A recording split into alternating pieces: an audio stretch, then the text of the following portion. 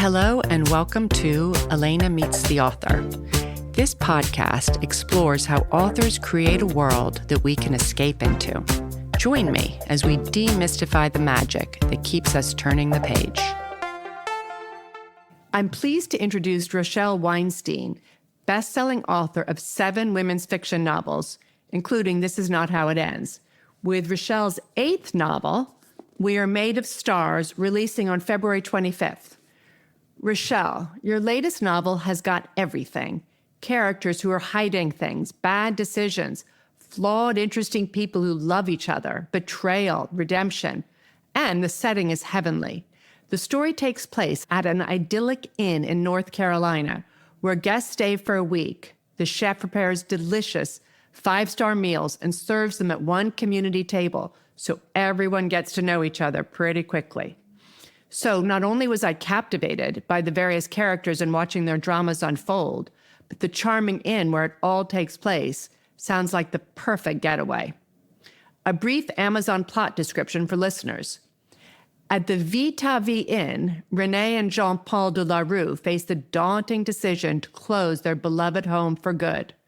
They're not the only ones going through a season of change, though. Their guests include 3 couples in crisis. Hollywood celebs, Leo and Penny, are spending their silver anniversary together while on the cusp of divorce. Lucy, a practical-minded therapist, and Henry, an astronomer with his head in the stars, are struggling to find common ground. And former lawyer and current stay-at-home mom Sienna and charismatic Adam look perfect but are hiding rifts of their own. Thrown into the mix are self-absorbed single mother Cassidy and her sullen 15-year-old daughter, Rosalie. And before I get to the interview, I hope you've been enjoying this podcast. If you'd like to support the show, please give it a rating, as it really helps attract new listeners like you. And now, to the show. Hello, Rochelle, and welcome. Before we get into your book, which I loved, can you tell us about your journey from being a secret writer into a somewhat prolific one? Well, first, thank you, Elena, for having me. It's a pleasure to be here. And I was laughing when you were listing all the characters because I'm like, oh my God, how did I write all these characters and keep up with it? But thank you. So I was always a writer, a secretive, journal writer back in the day. I was also a huge reader. I used to steal my mother's Sidney Sheldon, Danielle Steele. When I was just a kid, I was reading those books probably when I was 10 years old. And those books, I like to say that they raised me in a way. They were my salvation. They were healing for me. My parents were divorced at the time, so there were some lonely times. And I just felt such refuge in books. At the same time, I was the journal writer, and I never had the courage or the self-confidence to put any type of writing out in the world. And my career path went an entirely different way. I was in the music business. I worked on South Beach in Miami, working for a network that I handled marketing, advertising, and promotions for every record label in the country. So it was this really cool, exciting job that my kids probably think is way more exciting than what I do now. And the company was bought by MTV and Viacom, and it was moved to New York City. And I had just had the twins and twin boys. And I'd always worked my whole life since the age of 14. And I felt I was at this career crossroads. And I just felt that I had a story to tell. And the culmination of my career and my family history and my love of reading and my love of the written word, I literally sat down, wrote 110,000 words of what we leave behind. And that was the start of a career. It was a LARP that turned into something bigger than I had expected. Wow. So the story for that first book, even though I definitely want to talk about your 8th book, that was just kind of in your head. Did you have that story percolating for a while for your first book?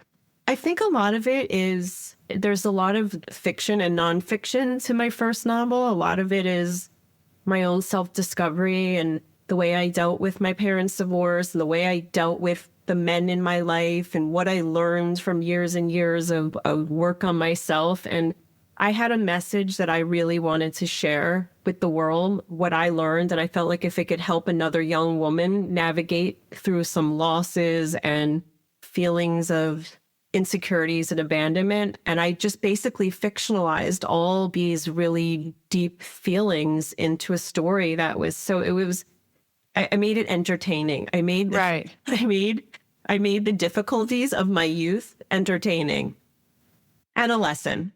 Interesting.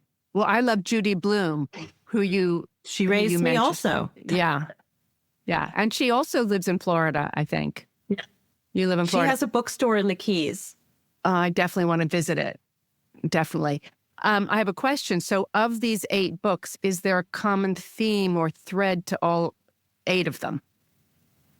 Interesting question. I would say that there's always some type of loss and resiliency. There's emotional depth.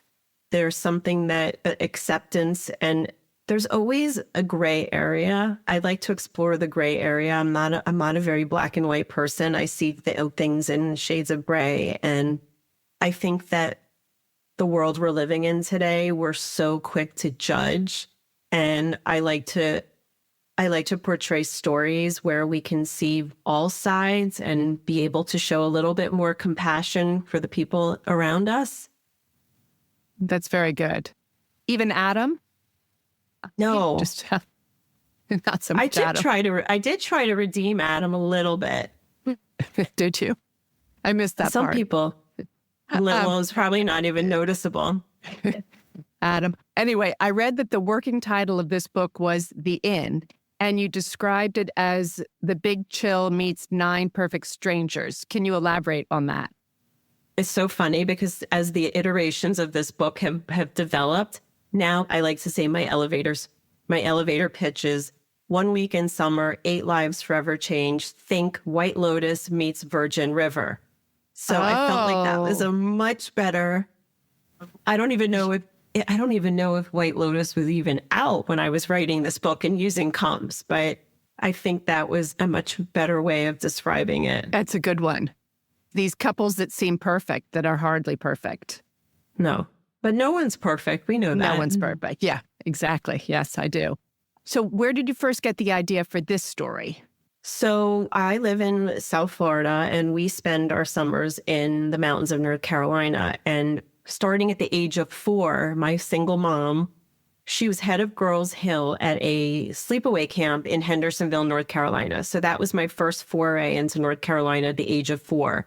And I lived for these summers in the mountains and the smell and the scenery. And I just truly, I'm a nature girl at heart. So fast forward, I got married and we had kids. We would take our kids to the mountains of North Carolina. So there's so much history for me there. So now we have a place that we go to in the summers in Beach Mountain. And nearby in Vilas, North Carolina, there's this inn called the Inn at Little Pond Farm. And this inn is based entirely on the inn at Little Pond Farm. I'm friends with the former owners, Gay and Frank. And they had this fantastic gourmet kitchen where we didn't have to stay at the inn, but we could make a reservation at the inn for dinner. They had a communal table, which only seated 10 people. And you could go there with 10 friends, or you could go with another couple and be with 6 strangers. However you do the math, it was friends, family, strangers. You could end up with, complete strangers. And the gourmet chef would cook a 5-course, 4-course meal for you while you were at the table, and you watch the demonstration. And this was one of the highlights of my summers.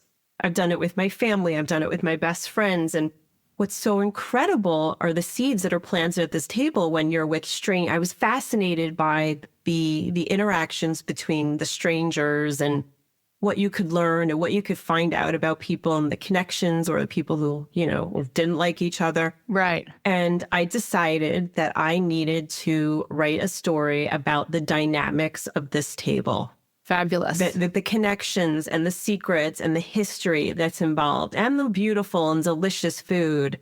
So when I interviewed the owners, Gay and Frank, they gave me so much information, literally like some of the scenes where there was glitter on the floor from the bachelorette party, and, lovers from high school met again at the table years later. And it's just, I felt like that table was just such a great starting point for a story. Yeah.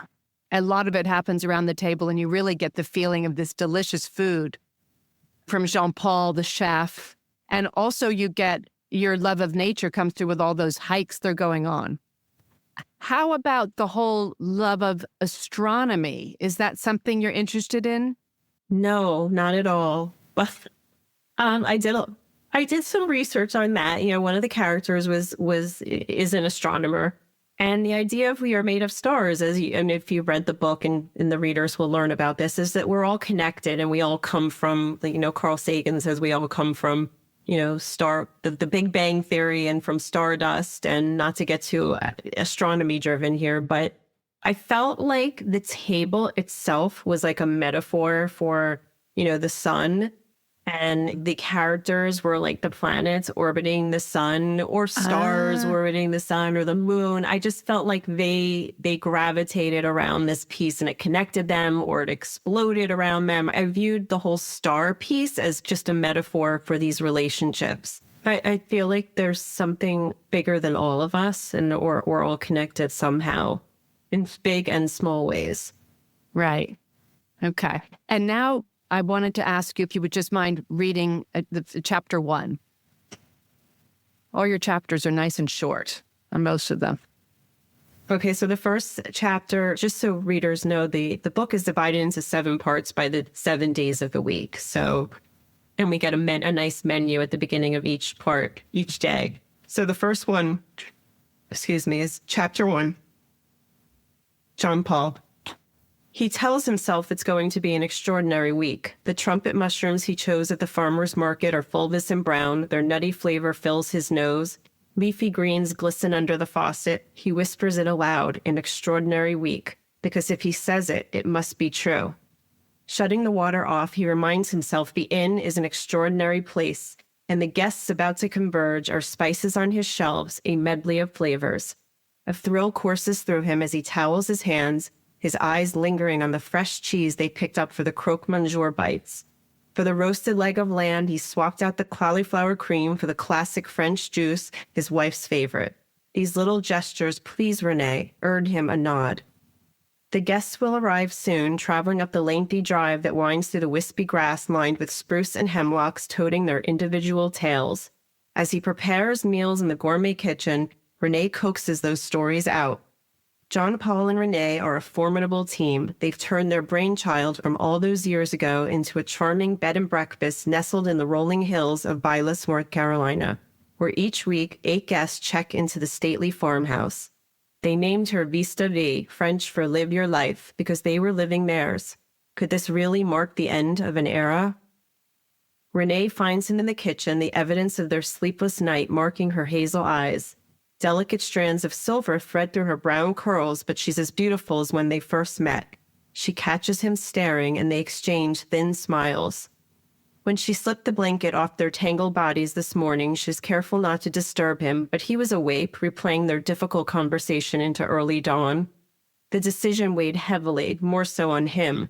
The guilt, another ingredient in a famed dish. Subtle, a pinch, but you could taste it. Renee has always been the beating heart of their collaboration. He hates to disappoint her. He watches as she stuffs recipe cards into envelopes and seals them with gold foil stickers. They choose the dinner menus carefully, each dish satisfying a discerning palate with eclectic seasonal flavors. In his opinion, the world had grown overly complicated with the gluten-free vegan paleo craze. But these are trends and demands the proprietors of a popular inn must adopt if they want guests to return. They work quietly, the disappointing conversation hovering close. She wipes the line of sweat forming along her neck, cramming her thick curls into a hair tie, confirming what they already know about the air conditioning system. It needs to be replaced. The worry climbs inside his chest, and he swears the cookbooks that line the floor-to-ceiling bookshelves mock him. Jean-Paul belongs here. And the antique staring out from the glass cabinets, the one they've collected on their trips to Italy and France, remind him so. Vista V is home, and he has poured everything into her upkeep and refurbishing. Entering the glass doors is like slipping inside a cloud swaddled in sunlight. He wants their guests to feel the same buoyancy, a sanctuary in which they can escape the pressures of life, recharge, reboot, but now he feels it all slipping away. Building a life around a passion for food, wine, and breathtaking scenery once seemed romantic. Creating a place to unplug and restore diminished reserves now feels terribly foolish. Bach's toccata and fugue in D minor plays on the sound system, which sends an ominous shiver down his spine. His niece pops her head through the open door. Bonjour, Tante Eve, uncle. Our guests have arrived. He catches Renee's expression, the excitement mired in disillusion. She unties her apron, dons her best smile, and together they greet the cars lined up on the gravel driveway. He breathes in, repeating the phrase so it will be true. This will be an extraordinary week. Very good.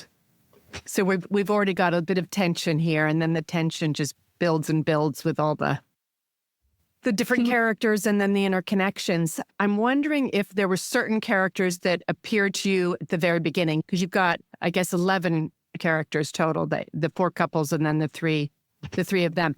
Were there certain ones at the beginning you knew you wanted to include, and then you had to come up with the other ones?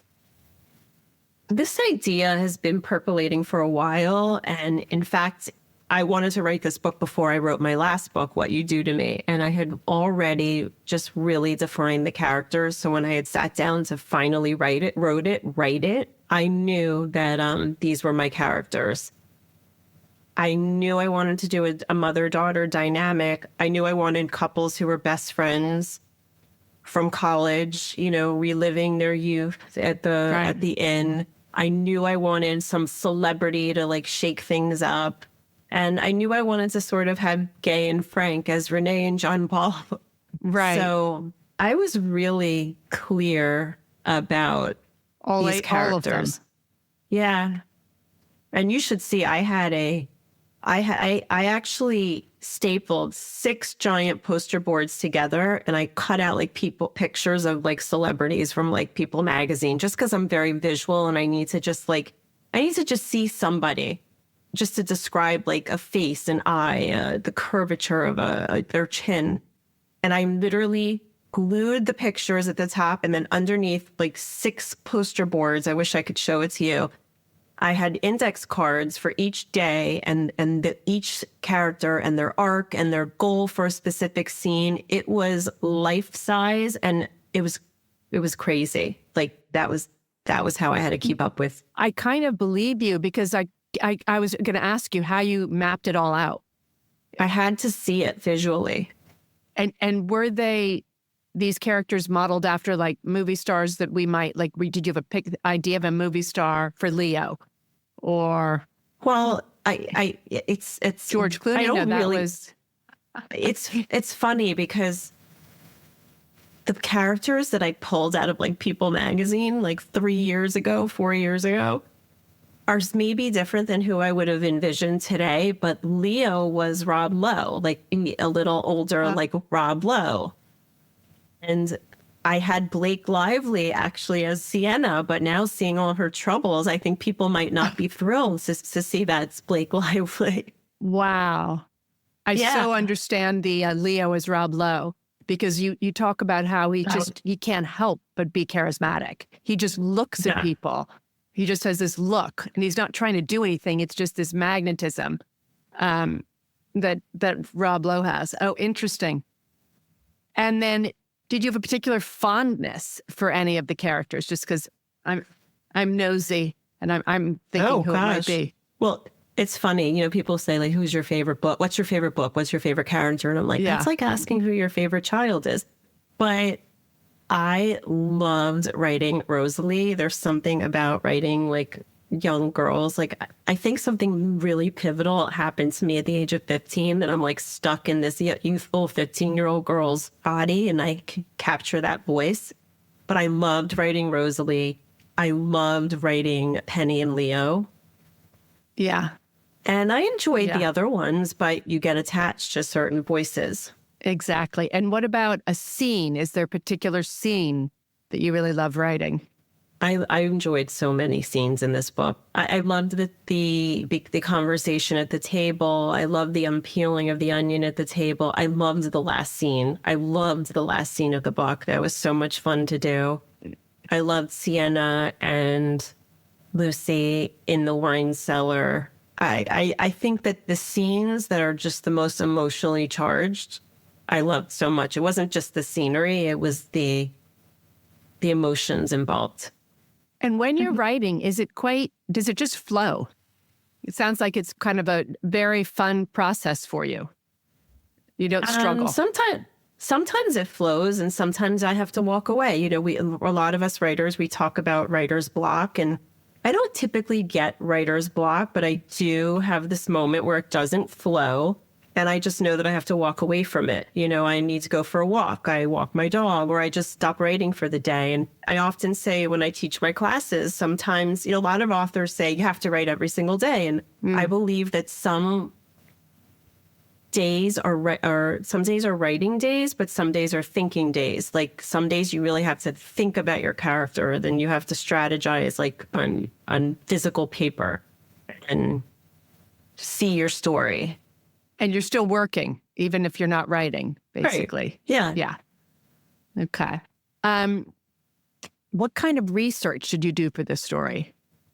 As far as the menus and the wine, I worked with the inn owners, and I also worked with this wonderful Michael Corey, who is one of the executive chefs, like, I don't even know, for the Palm restaurants. And he sat down with me and he worked with me on some of the menus and the wine pairings as well.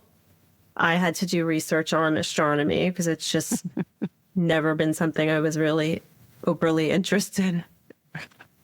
Other than astrology, I like to know about horoscope.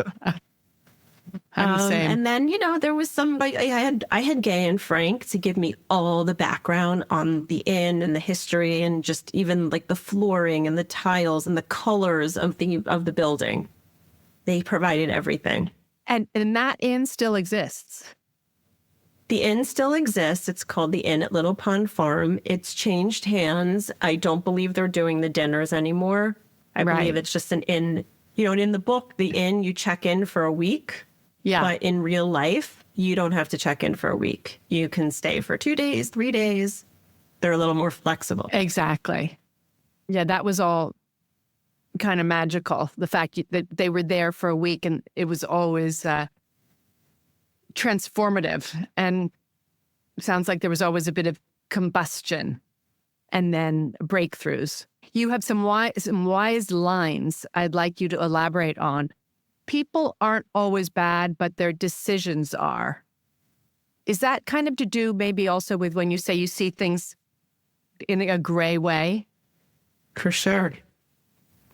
I don't necessarily, I think, listen, I just read an incredible, I'm going to plug Wally Lamb right now, but his new book that's coming out, and I forgot the name of it, deals with such a sensitive topic, and he ends up going in jail for something, and his decision was horrible, but he was not a bad person. And you see the way I just think readers are going to be on both sides of the fence when they read that story. But I don't believe that we're always innately bad people. I think we sometimes just make a bad decision. At one point in the story, Penny, who has been married for 25 years to the Hollywood celebrity Leo, gives some advice to a younger couple who are having marital problems. She says, if there's one thing you should focus on, it's not whether you love this person, because the answer is yes. The real question is, can I live without this person? And if you can't live without them, then do everything in your power to fix it. I just thought that was very wise, that piece of advice right there. So I just wanted, there were certain things that I would read in the book and think, that's a great piece of advice. Sometimes I wonder where that came from. It's been a while since I wrote that book, but I you know, you get so deep into your characters, and I felt Penny, and I felt that was something that she would have said, given her history with Leo. Yeah. Like you really get into character. So it's just kind of coming from within you. Penny is. Yeah. Well, I think it was really good. Very, very true. So your story had me staying up way past my bedtime. What advice would you give to readers who are trying to build suspense? To readers or writers? I'm sorry, to writers. What advice would you give to writers who are trying to build suspense? That's a great question. And I am not a suspense writer. I am a women's fiction. I write emotionally driven. So this was very new to me, but I just think it's important that this is women's emotional fiction with suspense, I would say. Not like a domestic drama, but I feel like you have to just give them just a little, carrots, little droppings of what's to come. I think that sometimes an author will write it all out and then they'll cut like 5 sentences to save it for the next little scenario, so that you're just giving them a tiny little taste, a tiny little drop of what's to come. The teasing. And then sort of, I guess, in the second half of the book, and later, each chapter, something volcanic erupts.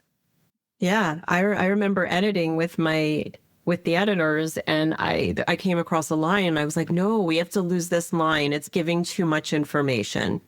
We have to keep building the suspense. Yeah. No, it was good. Definitely kept me turning the page. Let's see. Oh, yeah. Might you ever write a sequel? Because I thought there were a lot of, like, when I thought of it, several different characters, I wanted to know what was going to happen with these decisions they had made.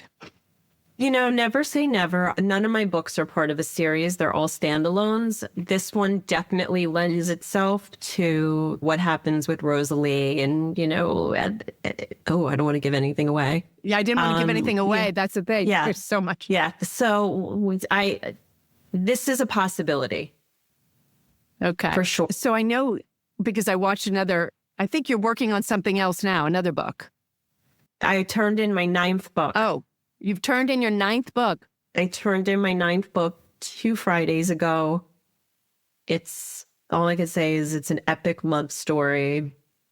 And that's it. That's pretty much, I would say it's a cross between A Fault in Our Stars and Me Before You. So it's like a tissue grabber. Oh, wow. But we'll see, because it's with my agent right now and she may not even like it. So do you write a book in a year, or how quickly do you? I've been writing a book a year, but I'm going to slow down. I'm going to start to slow down. I mean, it's been anywhere from like 12 to 18 months, but it just so happens I had a book come out last October and now I have a book coming out in February. So it's just like a year and change and whatnot. Yeah. And clearly you have tons of ideas that come to you. Do you write them down as they come to you, or they just... Yeah, I have a file folder called Book Ideas, and I actually have, besides the 9th book, I have 10 books, 10 and 11. I already have a synopsis done for both of them. Wow. That I'll probably share with my agent like soon. Amazing. When she lets me know about book 9. Amazing. So I know that you recommend books for the local affiliate for NBC and for some magazines. Do you do a monthly book recommendation? I'm just wondering what books you might be recommending for February. Oh gosh. Okay. So I wish I knew. Or January. Or what books are on your bed table? What books are you excited to read? Oh, okay. Nicola Kraus has a new book coming out, and I'm excited about Jackie Friedland's Counting Backwards. That's on my night table. Obviously, the Queen, Annabelle Monaghan. I can't wait till her new book comes out. Yeah. I read it, and it's, of course, amazing. She's great. I think that's it for my questions. Great. I'm very excited. So this is coming out soon. February 25th. February 25th. So I'll try to get this published before it comes out, or right around later this month. Perfect. And thank you, and good luck with all your writing. Thank you, Elena. I appreciate it. It was a pleasure talking to you. I hope you all enjoyed the show. I loved hearing how Rochelle writes about the gray areas of life. She doesn't see things in black and white, especially when it comes to human relationships. I agree with that. Not only will romance readers love this book, but so will foodies. Her descriptions of the meals are 5-star, as are her descriptions of the hikes and natural beauty of Western North Carolina. If you know of any authors you'd like me to interview, or if you know of any books that you'd like me to read, please DM me on my Instagram, Elena Meets the Author. And that's it for today. Thank you, and see you in 2 weeks.